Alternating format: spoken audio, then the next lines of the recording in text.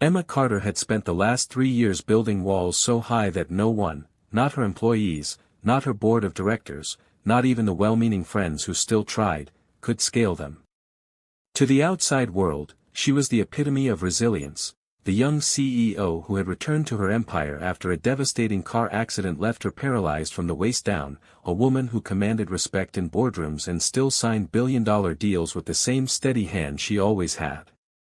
But behind her sharp business suits and measured tone was a loneliness she never admitted aloud, the kind that clung to her at night when the city lights dimmed and silence filled her penthouse. Love had become an impossible thought, an indulgence she had convinced herself she no longer deserved.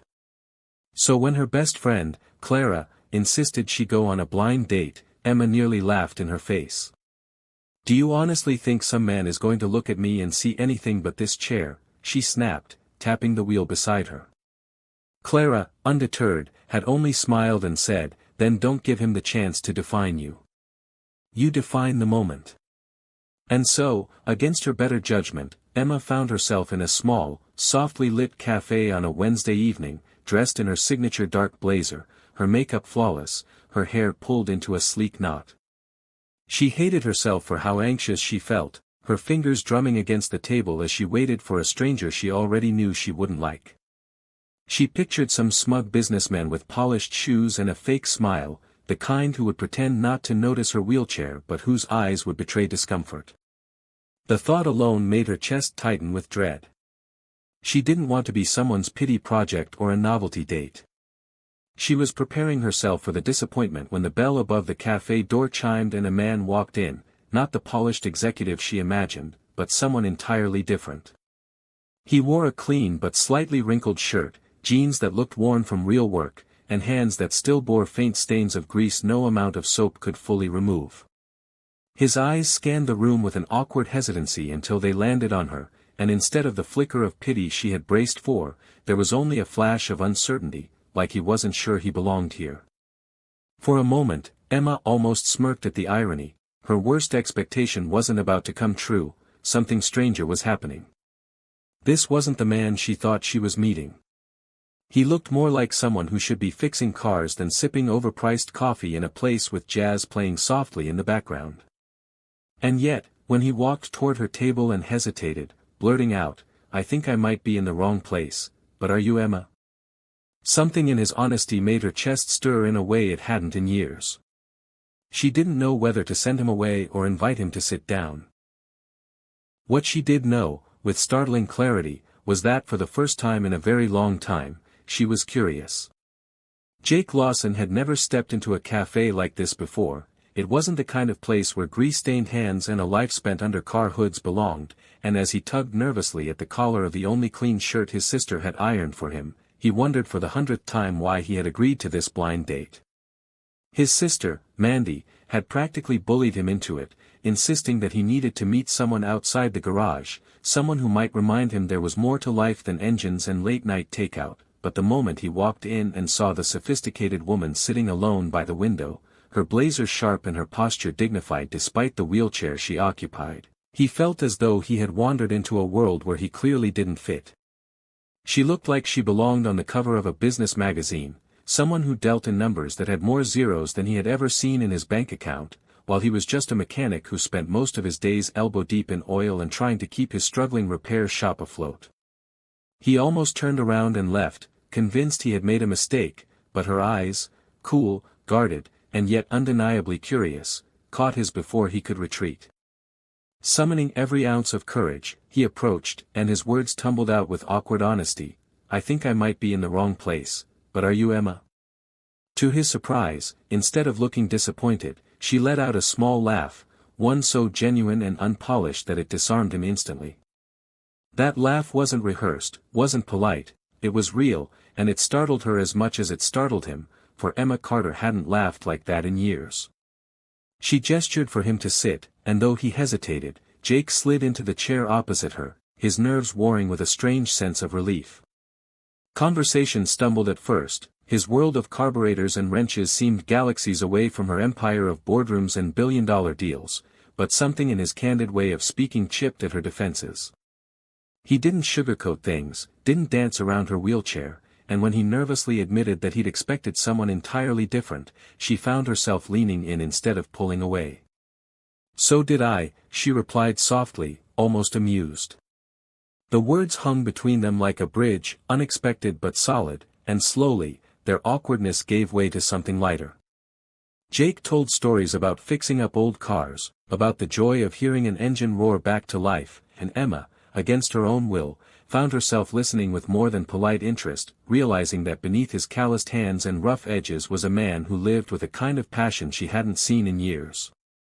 For Jake, her sharp wit and unflinching honesty fascinated him. She wasn't fragile, wasn't looking for pity, but instead carried herself with a strength that humbled him.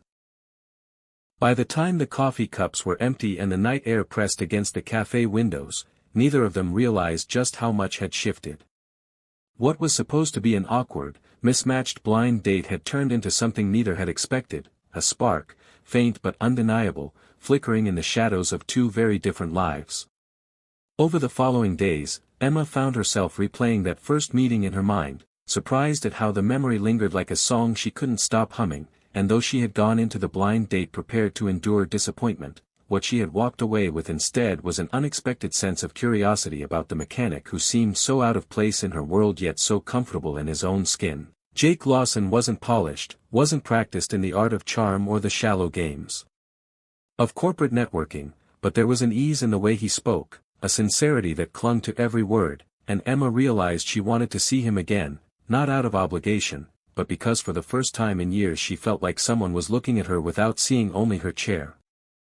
When they met again, she suggested coffee in the lobby of her company's headquarters, a space she normally guarded fiercely, yet when Jake walked through the revolving doors, she noticed the way heads turned, employees whispering as their powerful CEO sat chatting with a man who looked like he'd rather be in a garage than a skyscraper.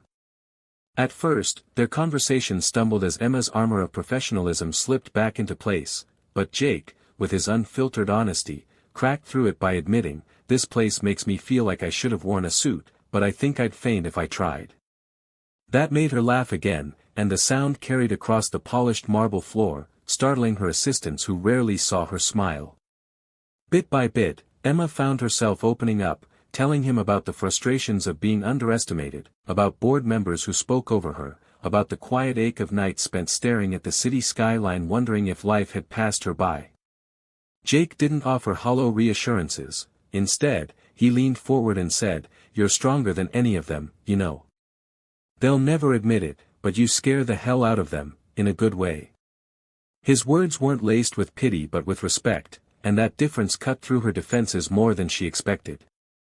Later, when she invited him down to the company's private garage, Jake lit up like a child at Christmas, running his hands over the hoods of luxury cars most mechanics would never get near, and when Emma teased him about looking like he'd fallen in love, he grinned and replied, "Engines are honest, they tell you what's wrong if you know how to listen. People, though. They're a lot trickier." Watching him crawl under the hood, sleeves rolled up, grease on his knuckles, Emma felt something stir deep inside, a warmth that wasn't just admiration but something dangerously close to longing, because here was a man who didn't treat her like porcelain or like a CEO untouchable behind glass walls, he treated her like a woman worth knowing, flaws and all. For the first time since her accident, Emma realized her armor had cracked, and instead of fear, she felt an unfamiliar but welcome rush of hope. As the weeks turned quietly into months, Emma Carter found herself living a life she hadn't thought possible after her accident, a life punctuated by laughter that slipped from her lips unbidden, by evenings spent in places that weren't boardrooms or sterile hospital rooms, and by the surprising comfort of a mechanic who had walked into her life on what was supposed to be a disastrous blind date. Jake Lawson had become a fixture in her days, not because he tried to impress her or prove he belonged in her world, but because he simply was himself, honest, flawed, hardworking, and deeply attentive in ways Emma hadn't realized she craved. He didn't tiptoe around her disability, didn't look at her chair as an obstacle, but instead spoke to her as though she were whole, capable, and entirely herself, and in those moments she remembered that she was. They went on long drives in his beat-up pickup, where she teased him about the way it rattled and he swore it had more soul than any luxury car she owned, and they sat on park benches where Jake would tell stories about his late father teaching him to fix engines, his voice soft with memory, while Emma found herself sharing the parts of her past she had locked away, the fear, the anger, the nights she thought she'd never be more than her injury. Each confession she made was met not with pity but with quiet strength, as if Jake was holding the weight of her pain without ever trying to carry it for her.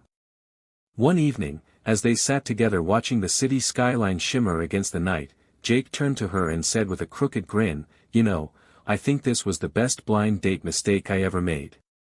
Emma, caught off guard, felt warmth rise in her chest, and before she could stop herself, she smiled, a real, unguarded smile that reached her eyes and spread across her face like sunlight breaking through storm clouds.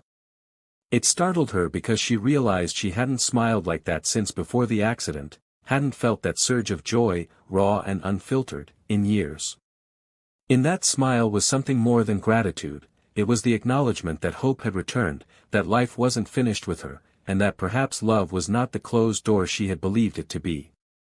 Jake looked at her then, really looked, and she saw the sincerity in his gaze, a man who didn't see a CEO or a paralyzed woman, but someone who had fought, endured, and still had a heart capable of being cherished. Emma Carter, once convinced she would never love again, realized in that quiet, ordinary moment that her heart had chosen the mechanic who had stumbled into her life by accident but who had given her the one thing no amount of money or power could buy, the ability to smile again and mean it.